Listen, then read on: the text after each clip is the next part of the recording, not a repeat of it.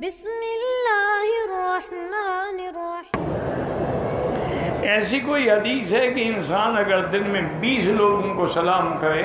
یہ تو نہیں ہے، لیکن حضور کا حکم یہی ہے کہ افش السلام، سلام زیادہ سے زیادہ ایک دوسرے کو کیا کرو، وَأَطْعِمُوا الطَّعَامَ، اور مسکینوں کو کھانا کھلایا کرو، وَصَلُّوا وَالنَّاسُ نِيَامٌ، اور جب رات کو لوگ سوتے ہیں تم تہجد پڑھا کرو، ادخلوا الجنۃ بسلام، اللہ کی رحمت سے جنت میں داخل ہو جاؤ۔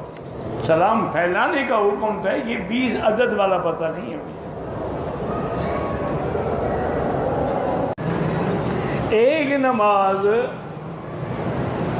تہجد کے لیے سو کر جاگ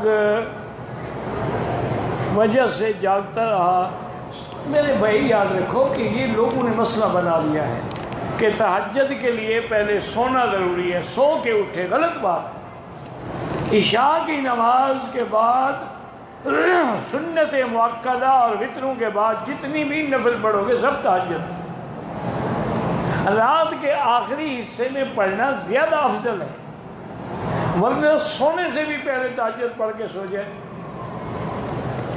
یہ تو لوگ خود مسئلے گھڑتے ہیں نا، اس کا کیا کیا جائے۔ جب حضور معراج میں تشریف لے گئے تو آپ کے لیے جنت کے دروازے کھولے گئے، آپ جنت میں داخل ہوئے۔ اسی لیے آپ نے واپسی پر حضرت بلال رضی اللہ تعالیٰ عنہ کو بلایا اور فرمایا کہ بلال، تم کون سا ایسا عمل کرتے ہو جو اللہ کو اتنا پسند ہے کہ میں جب آسمانوں میں گیا اور جنت میں گیا، سمعت خشخشۃ کا، تمہارے چلنے کی آواز آ رہی تھی، تم وہاں آ رہے تھے، پھر رہے تھے جنت میں، کون سا ایسا عمل ہے؟ خود نے کہا حضور میرا اور تو کوئی عمل نہیں، البتہ اتنا ہے کہ ایک تو میں ہمیشہ کوشش کرتا ہوں کہ باوضو رہوں،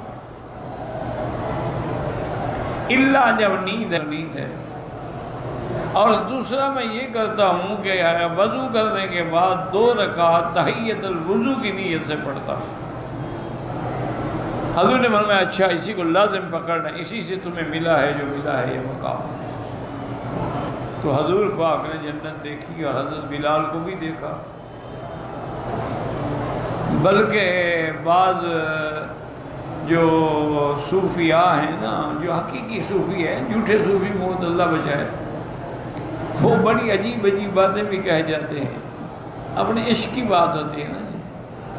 تو انہوں سے کسی نے پوچھا کہ حضرت جنت میں سب سے پہلے کون جائے گا؟ ان کا بلال جائے گا۔ تو وہ بندہ بڑا حیران ہو گیا کہ اتنا بڑا بزرگ ہے، اتنا بڑا اولیاء اللہ میں سے، انہوں نے کہا حضرت کیا کہہ رہے ہیں سب سے پہلے جنت میں؟ تو حضور نے فرمایا میں جاؤں گا، انا اول من نقرأ باب الجنت، یہ تو صحیح حدیث ہے۔ حضور نے فرمایا کہ سب سے پہلے میری روضہ مبارک کھلے گا اور سب سے پہلے جنت کا دروازہ میں کھولوں گا۔ تو آپ فرما رہے ہیں بلال پہلے جائے، فرمایا میرے بھائی تو نے بات ہی نہیں سمجھی، سردار اگر گھوڑی پہ سوار ہو تو غلام تو آگے ہوتا ہے، تو بلال چونکہ غلام ہے تو وہ پہلے آگے داخل ہوگا۔ یہ معنی تھوڑا ہے کہ بلال کا مرتبہ حضور سے اونچا ہو گیا، غلام ہمیشہ آگے ہوتے ہیں، بلکہ بعض غلام تو آگے گھوڑیوں کے آگے بھاگتے رہتے ہیں بیچارے۔ تو اس لیے میں نے کہا تم نے میری بات کو سمجھا ہی نہیں۔ تو اللہ والوں کی باتیں بھی اللہ والے ہی سمجھتے ہیں، ہم جیسے لوگ کیا سمجھیں گے۔